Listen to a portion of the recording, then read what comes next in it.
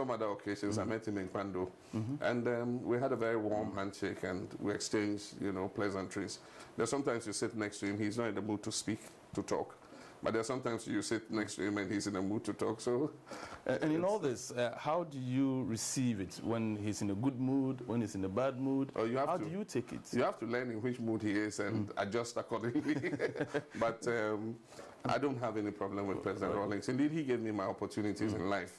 I mean, when I came in as a young member of Parliament, it was his appointment as Deputy Minister that got me noticed, and then from there he appointed me as Minister of Communications until we left office in 2001. And so I don't have absolutely anything against President Rawlings, and I think we belong to the same party. Like he's criticized your administration. Yes. And still don't have anything against the criticisms? Well, he's criticized many administrations. He's criticized Kufuor's administration. He's criticized Professor Mills's administration. He's criticized my administration. And so it's his human right to do so. If he thinks that things are not going right, it's his right to offer that criticism. And you take it in good faith. I mean, if you think that the criticism is valuable, you take it. If it's not, you discuss. When you're president, you have to take decisions on a daily basis. And you must listen to criticism and listen to people. But eventually the decision is yours to take. And so there might have been times where he makes a suggestion, and based on the information I have from national security and intelligence, I realize that he does not have as much information as I have. And so I take a decision that might be contrary to his. Of course, he won't be happy, and so he will criticize you, but that's what governance is about. That's what the presidency is about. Your Excellency, let's talk about this description of Ghana as the beacon of democracy in Africa, and consider the facts that we have on the ground. And some believe, for instance, I recall what happened in Chereponi during the by-election, then in Talensi during a by-election. And I recall I was actively involved in covering the Supreme Court hearing of the 2012 election petition, where Justice Atoguba complained bitterly about how politicians make us all sit on tenterhooks every 4 years. I mean, so when you know about all these factors and the fact that every 4 years before elections we have to spend millions of Ghana cedis just campaigning for peaceful election, it should tell you that we are not that peaceful. We are not that... There's some tension somewhere that we need to deal with. Do we deserve that title, the beacon of democracy in Africa? I think that Ghana has earned it. I mean, 7 successful elections under our belts is not common in Africa. And so... I'm sorry to cut in, but when you talk about 7 successful elections, the 2004 election was contested by your party. 2012 election was contested by the NPP. Successful elections, how do we define what a successful election is? Let me say something. Our party has always accepted when we lose. It is our opponents who never accept. 2004. In 1992, you know, they described the election as a stolen verdict. In 1996, they described it as the bought verdict. But when they won in 2001, we readily gave power to them. In 2004, Professor Mills conceded the election. But your party, I remember there was a court case. That was 2 members of our party decided to go to court, but Professor Mills had conceded. He stood as president. He said he had lost the election. He conceded. He congratulated President Kufuor. So there was no doubt about that. Then in 2008, I remember Professor Mills won. And of course, Nanado was a candidate. He did not congratulate Professor Mills. They didn't concede that election. They even tried to go to court, and all kinds of things happened. 2012 was the worst one. 2012, we went to court for almost 1 year, wasted the whole time, you know, of the government, because we were not sure if we were still the legitimate government or the court decision was going to remove us from office. The international community all decided to wait and see. And so it actually truncated the amount of time we had, you know, to work. But we did our best in 3 years plus to be able to deliver, you know, some of the things we had promised the nation. And then in 2016, we lost. I conceded, you know, immediately. It's not like there were no irregularities. I could have gone around and gathered all kinds of examples of overvoting and tied the nation in court again. But I do think that NDC is playing the game democratically. NPP are the ones that often will never accept when they have lost elections. But be that as it may, I say Ghana has earned the accolade beacon of democracy because the elections have been largely successful. And it's not broken down into violence and bloodshed like we've seen in many other countries. And that's why Ghana continues to be given that accolade. But let me caution, we're entering a very dangerous phase. With the rise of all these vigilante groups, and I've heard some NPP party apparatchiki saying they would not abolish the vigilantes and that they're going to use them, you know, to guard this thing. When we were in government, they said they didn't believe in the police service, and that's why they set up those vigilante groups. And now those vigilante groups are all over the place. And so if the other party also decides to put up vigilante groups all over the place, you can imagine the kind of clashes that we can expect to begin Your Excellency, to take place. Sorry, but in 2009, when the ANC came back, we had similar stories compared to the stories we are hearing now about vigilante groups. They were isolated. Listen, they were isolated. You had Bamba Boys, which was MPP. You had Azoka Boys, which was NDC. You had Boku Boys. You had something. But these were few groups far in between. Now, there are groups in every region, and they have different accolades. In every party, in every party, one of the two parties? No, we don't have. In most regions, we don't have any vigilante groups. No. If you ask to mention any vigilante groups in the NDC, the only name they will mention is Azoka Boys. That's it. Is it not because the NDC has found itself in opposition, and that should the NDC return to power, we'll find an emergence of vigilante groups who will be demanding that... No, what I'm saying is that the NPP in opposition formed those vigilante groups because they said they had no trust in the police service, in the security services to protect them. And so remember, they formed the Bolga Bulldogs. Almost every region has its different name. NDC doesn't have that. But I'm saying that if NDC decided to also in every region set up those vigilante groups, what can we expect? And that is why civil society must speak to this vigilantism in a major way, you know, because it has the tendency to lead us into a spiral of violence, not only in respect of just political clashes, but after politics, after elections, how you handle those boys becomes something. Because these are boys you've trained to be physical and to do all kinds of things, and then you come into office, and that's the problem NPP is suffering. Finding jobs for those boys to keep them busy. Because if they're idle, you never know what they'll get involved in. And so I'm saying that civil society must look into this thing and, you know, come up with prescriptions so that we can resolve these issues, so that we don't enter a more dangerous phase of our democracy than we currently have had. But I think that Ghana's democracy will survive because we have enough level-headed people in our politics. It is when the extremists in our parties take control of the party, that is when you have these issues. I think that the moderates must continue to communicate across party lines and make sure that we keep the political temperature at a reasonable level. Talking about political vigilante groups and communication within the political circles, you were once upon a time Director of Communications for your party. How difficult was it to, and one of your accolades at the time was the gentleman, the Rawlings-Mahama, who would never insult another. He would just attack the issue and not the personality. It seems there's a change in trend since some of you left that scene. How difficult was it for you to practice communication in the manner that you did, and how different do you see political communication these days? I think that there's a difference, both in terms of the content of what we say and then also the mediums that we use to communicate. At the time I was Director of Communications, I mean, how many radio stations really were there? I mean, you had Joy FM leading, Peace FM was just coming, you know, on stream. Radio Gold was about there. But GTV and GBC were still by far the biggest broadcaster. And so I guess it was easier to communicate with the people. And at the time, the language of political discourse was more tempered. Unfortunately, in terms of content of political discourse now, there's a lot of intolerance, there's a lot of insulting, There's no respect for authority. There's no respect for, age.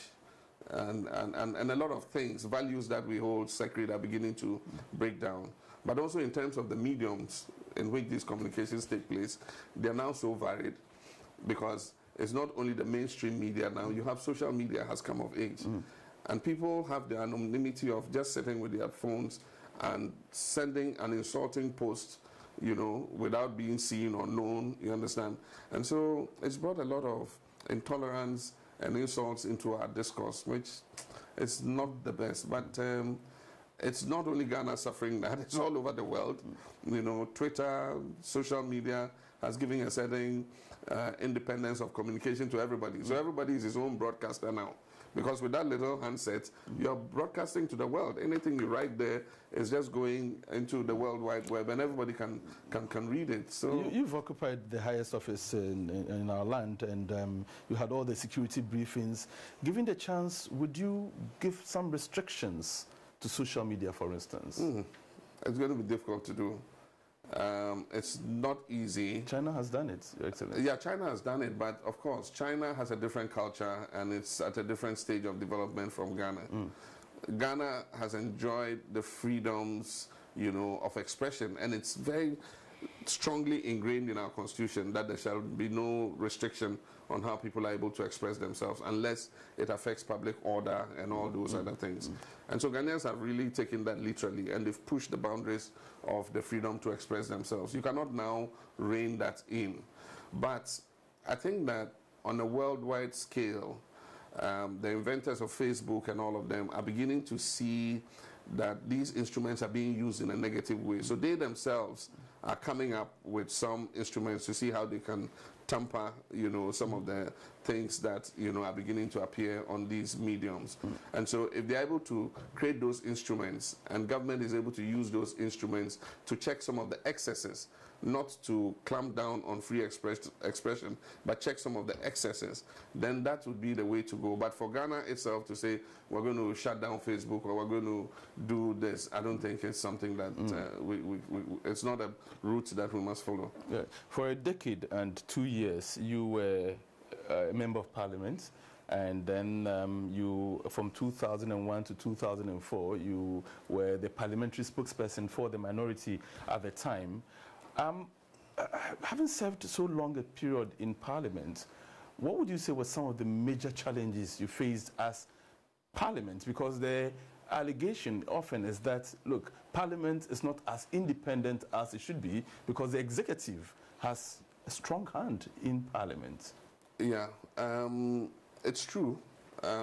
What happens is normally the winning party forms the executive, and often the winning party will have the majority in Parliament. And so you can expect that it will use its majority to be able to push through the legislation and other things that it wants to do. It's natural. And it happens not only here in Ghana, it happens in America. The Republicans have the majority, and recently they pushed through the Trump's tax cuts. Yeah. Same in UK, everywhere. And so it's normal for that to happen. But I do think that Parliament has served us well over the 25 years. It's passed some very important pieces of legislation. And a lot of the time, most of the work in Parliament is done by consensus. We hardly hear about it. It is when the two sides disagree that we get to hear about what is it they are disagreeing about. Then it comes to our notice. So sometimes the impression is created that these two sides are fighting all the time, but that's not true. Many of the legislation that they pass and the bills and the Appropriations Act and all those things are done by consensus. And so I think it served us well. We have some good laws.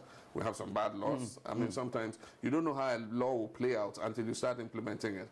But that's why Parliament also has the power of amendment. Because if you start implementing a bill and there are challenges with it, you can always bring it back to Parliament and amend it, to be able to serve the purpose for which you pass the bill.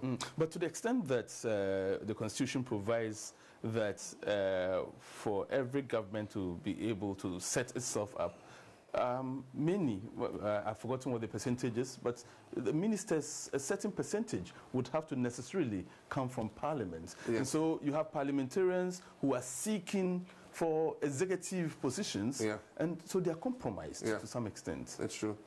And that's why during the constitutional review process, the majority of Ghanaians said that they wanted that particular clause in the constitution changed, and that the president should be free to select his ministers from wherever he wants. If he wants to pick them from Parliament, leave him. You're giving him a mandate of 4 years, and you've asked him to achieve certain targets.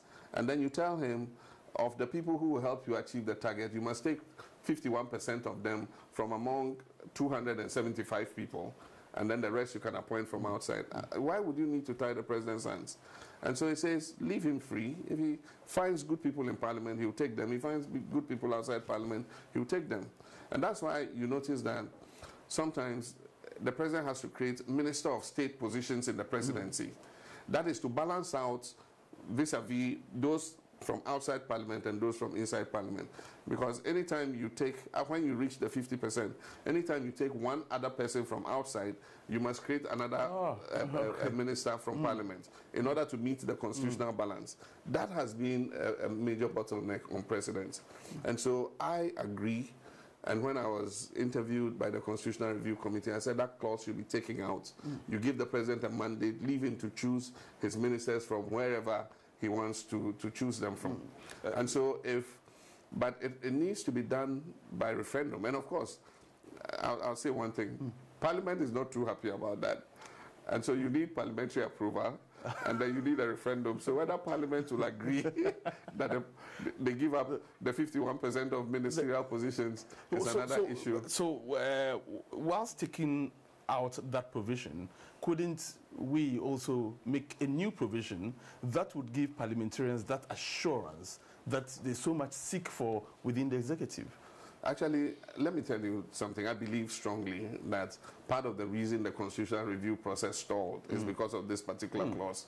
Parliament has not been interested to move that constitutional review forward. But there are a lot of things in there, including the issue of the Attorney General.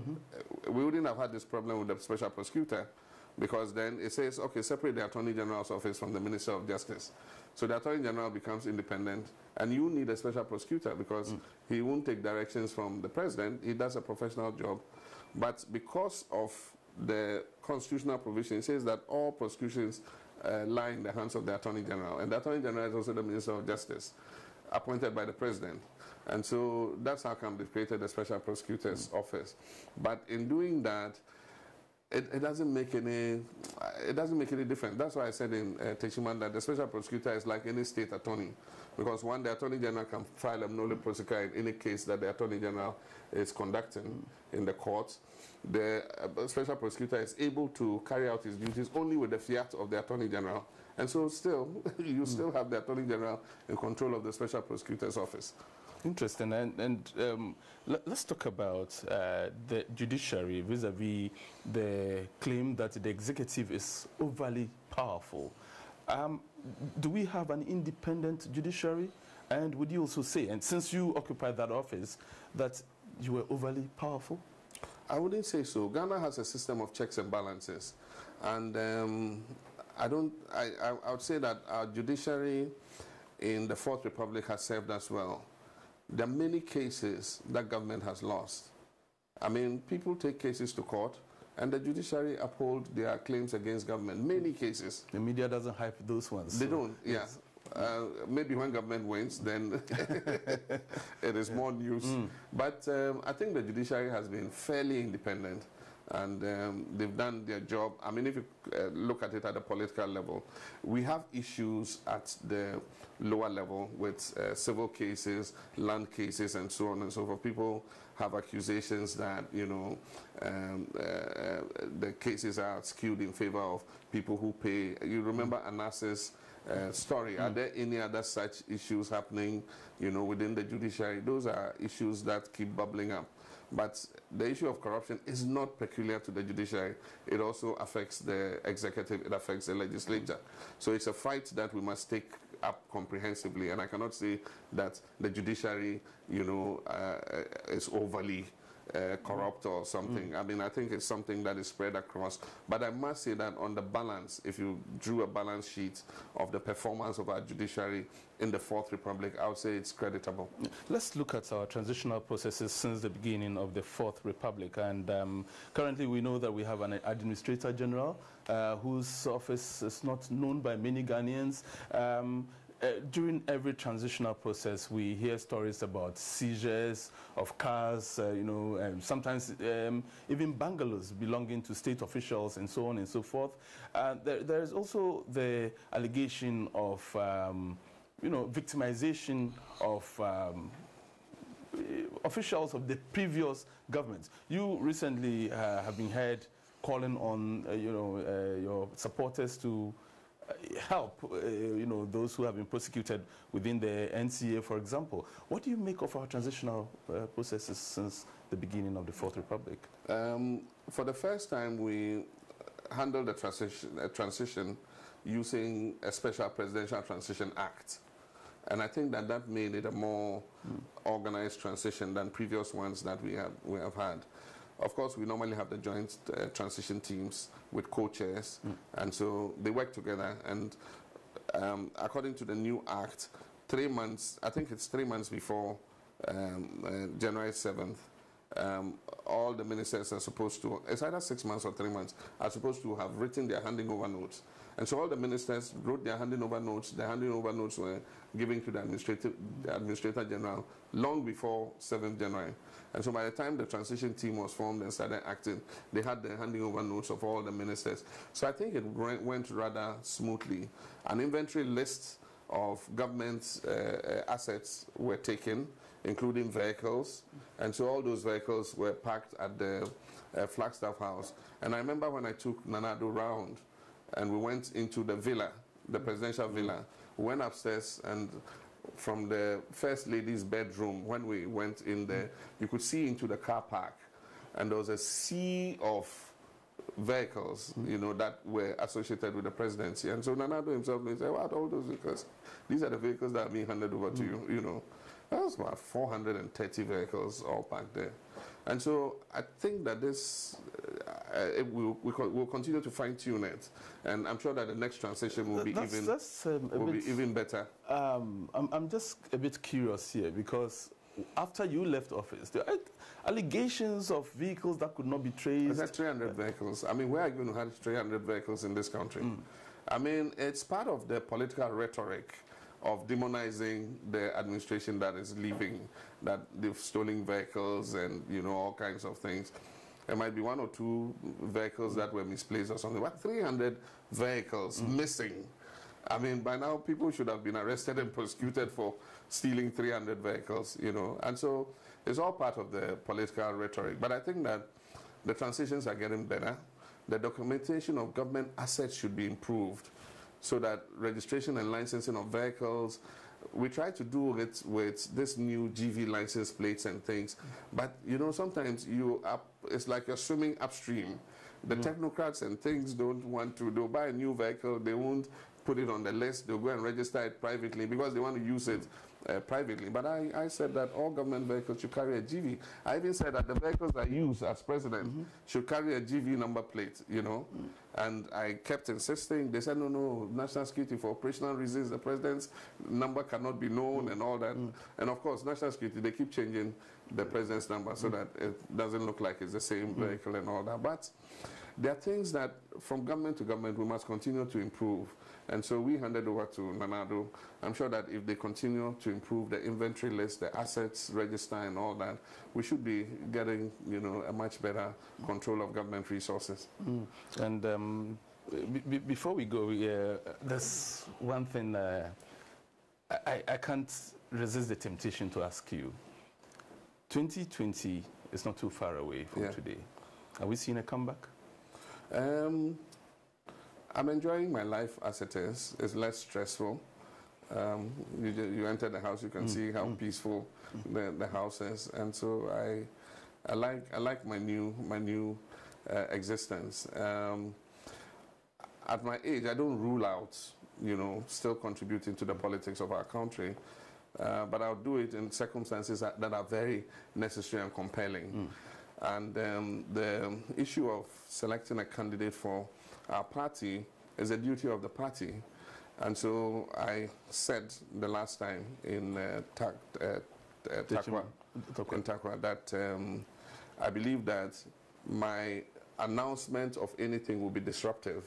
If I say that I want to run, it's going to distract the party's attention from the work that it needs to do this year to be able to reorganize the party. You know, we're going through re-registration, branch and constituency elections and all that.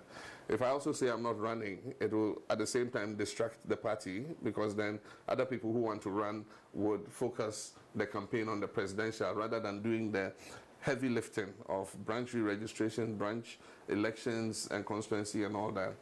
So I have time on my side. I'm going to continue to work with the party to ensure that we put the party in a shape where it can win the elections of 2020. And if we're able to do that, it doesn't matter who becomes the flag bearer. We'll be able to take MPP out. And that's what I keep telling our executive. And so you don't mind if, I'm willing to support anybody the party chooses. But currently, as the party is still going through that process, you don't mind hearing names pop up people who have expressed an interest in running on the ticket of the NDC? Not at all. And I'm sure there are many other people in NDC capable of leading the party who have not even expressed interest yet. It will be in the interest of the party to look across the length and breadth of the party and see people with that stature who can lead the party. And if we find anybody, I'm willing to support the person to the hilt. I'll go around with the person all across the country and campaign for that person, him or her. Your Excellency, my very last question before we finally draw the curtains is, so we are celebrating 25 years of the Fourth Republic, and you are confident that the Fourth Republic is going to survive it. It has survived 25 years, and so perhaps in the next 25 years, we'll still be around to witness another celebration. You'll be around, young man. I pray you'll be around, Your Excellency. I'm very hopeful you'll be around, sir. So my question is, so in the next 25 years, where would we be?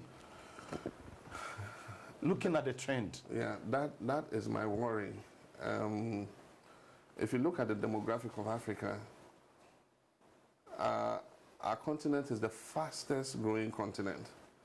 And so we have like about 12 million young people coming out of school onto the job market in Africa every year, 12 million young people.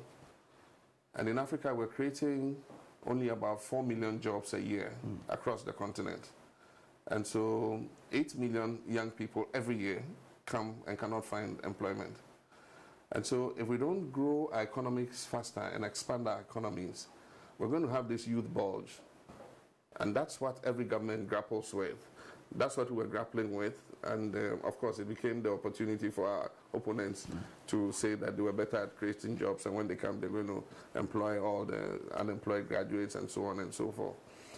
You do artificial youth job creation exercises, youth employment, and things will take 100,000, 200,000. But that's not the problem. The people coming out are more than you can use artificial job creation to do. And so what we need to do is to transform the economy, add value to many of the things we're doing. And that's what we're trying to do, improving the infrastructure, reviving the factories that existed before, the shoe factory, the Commander Sugar factory, and all that. We said that by 2020, we should be processing 50% of our cocoa. And so the processing factories must come here and do the processing so that we can create jobs instead of them taking the raw beans and processing them in China and other places. So there are a lot of things that comprehensively we must do. One, to grow the economy fast enough, because if the economy is growing at 8%, 9%, 10%, that means that it is by itself creating more jobs within the economy, aside from the other major policies in agriculture and industry that you undertake. So that is an overview. Now, the point is, when you talk about the Fourth Republic and the next 25 years, every 4 years we're going to go to elections. When politicians overly promise and they're not able to deliver, it creates a certain dejection in the electorate. And so a time is going to come there's going to be some cynicism about voting. Already you find it. When it's getting to elections, people say, oh, I don't vote. I mean, every 4 years you go and vote. You don't see anything, you understand? And so if that cynicism continues to grow, then it means that the value of our democracy would be affected. And that can be the most serious threat to the survival of the Fourth Republic. And so as politicians, we need to keep an eye on that. We must tell the people what we can do. And that's what I did in the last election. I mean, people came to me and said, oh, your colleagues are promising the moon, you promised the sun. And I said, no, I can't. I've managed the economy, I know the size of the economy, I know what we can do within the next 4 years. And that's exactly what we're going to do. I mean, trainee allowances, it was a matter of principle. You're not able to employ new teachers. You're not able to employ nurses when they come out. Why would you pay them allowances while they're training? At least let them manage to pay the fees while they're training. And then when they come out, you use that money and employ them. 232 million budgeted for trainee allowances. 232 million. If you're paying a nurse, a new nurse earns about 1,100 Ghana cedis. If you have 232 million every year to pay trainee allowances, you will employ about 15,000 nurses. And your backlog is 8,000. So why won't you use that money and employ the 8,000 so that the next batch that comes, you can employ some more? So it's a matter of politics, it's a matter of principle. And so we'll see how it goes. We hope I'm very positive that the Fourth Republic will survive. And I'm very positive that increasingly with awareness, social media and all that, our people are participating actively, and so you cannot deceive them anymore. And that's why there's a bit of disenchantment, even just 1 short year after a government came into power, because they overpromised, they promised heaven, and so people are anxious to see things happen immediately, you know, but we need to see how we can keep a level head and make sure that this nation continues to progress. Excellency, from where I sit as a news reporter, I observed that over the years, in the last 25 years, we have failed as a people and you as political leaders to see that governance should be a continuum. And so, for instance, we have lacked a blueprint for our development in the last 25 years. And so, take education, for instance.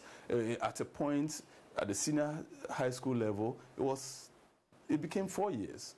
Then your government came in 2009 and made it 3 years. And you can look at other sectors and you will not spend too much time to find the examples therein. One government comes and says, this is the way we should go. Another person comes and says, that's the way we should go. For instance, under your watch, we had what became known as Doomso.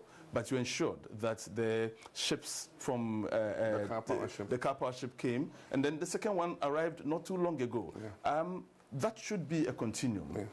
But I don't see you as political leaders acknowledging each other very often and saying that this person did this work to this extent and we are adding on. Usually everybody wants to go on. The thing is, you always blame all political leaders. Blame the NPP. When Professor Mills came into office, Professor Mills acknowledged before and everything he did. I'm sorry, but we never stopped a single project. There was the affordable housing project. You came with the STX. No, but we continued affordable. We gave it to SNITs. And some of those houses are occupied today. We did not discard it. So STX was additional. We wanted to make one big addition to housing, but we did not jettison affordable. We gave affordable to State Housing Corporation and to SNIT. And today, if you go to whatever the name is of the motorway, there are people living in those flats. Those flats are being sold today because of the work that we did on it. We didn't stop it. And there are no projects that the Kufuor administration started that we stopped. We made all of them continue. And so, put the blame where it is. There's one party when they come, they don't want to continue things that they don't want to give credit. When Dam was completed, I invited President Kufuor and acknowledged him for being the one who initiated it. Yes, I mean, what do you gain? What do you gain trying to appropriate a project somebody else started? I mean, give credit where it's due, and then you continue yours. You'll be giving credit where it's due. I mean, we believe in that. We don't have a problem. So don't include us in that basket of politicians when you say, just say who are the ones who do that kind of thing. But you're right. Yes. Government should be a continuum. You know, this start, stop. Every 8 years, you stop, and then you go through the learning curve again. What this government is going through is what we went through from 2013 to 2015 until we went to the IMF. And so if you just continue from where we left off, you wouldn't have a problem. But when you come and you say you're going to reduce taxes, that's when you have a problem. And so you start taking taxes off, and so government revenue suffers. And so right now, the major problem government has is collecting enough revenue. So now you turn around and with another hand, you're collecting tax on mobile money and introducing the same nuisance taxes that you accused another government of introducing. You know, so we'll get there. We'll get there. God willing. And finally, Your Excellency, the 25 plus. This is your third finally. Yes, because well, this is the final. Okay. The 25 million plus people who you superintended over for 4 years are watching you right now, and they would want a message of hope from you as we celebrate 25 years of the Fourth Republic. What would you tell them? I'll tell all our people that we have no other country but Ghana. And all of us must have that belief that we can make our country better. And I believe that in this year and going forward, the media should help us. It's not everything that is a failure in Ghana. There are a lot of successes we've chalked. But unfortunately, as a country, we concentrate on where we failed and do not trumpet our successes. I mean, from 1992, this economy has expanded at the fastest rate ever in the history of Ghana. We've moved more people out of poverty and hunger since 1992 than any other era in the period of Ghana. And so democracy is paying dividends, but the point is the media and everybody else is not highlighting it. All we're focusing on is where there's no school and children are under trees. But what of the 5,000 new schools that have been built where children are? And I notice that the media always goes and looks for where the road has not been done. They go and look for where the drain has not been done. They go and look for where people are defecating in the bush. But then they do go and look at where a new road has been done and talk to the drivers. How do you feel since this road was done? You understand? So while showing the things that are yet to be done, you must also champion what has been done and show how it has improved the life of the people. You come from the Upper West region. I do. You remember how it was on the Solafufoso Road and how many hours it took to drive to Tamale? 5 hours plus? Yes. More than 8 hours almost. Now, a driver can go from Wa to Tamale, load back from Tamale, and go back and sleep. In fact, I have driven on that road for 2.5 hours from Tamale to Wa. Yes. Yes. And yet I haven't seen any media house go and interview any drivers and say, how do you find... Excellency, we have done that. Oh, you have, okay. We have done that. And well, but that's why maybe GBC deserves the TV license. All right, thank you very much. We have been speaking with the former president of the Republic of Ghana, former President John Dramani Mahama, and he has been giving us his opinions on the Fourth Republic, and he expresses hope that this republic has survived so far and will survive. He ever cautions that it will not come on a silver platter. We need to work towards the survival and the maintenance of the Fourth Republic. Thank you very much for being a part of the show. Once again, thank you very much, Your Excellency, for accepting us into your home and for granting us this very first interview of yours after you left office to a local media house. Thank you. We'll meet you again some other time.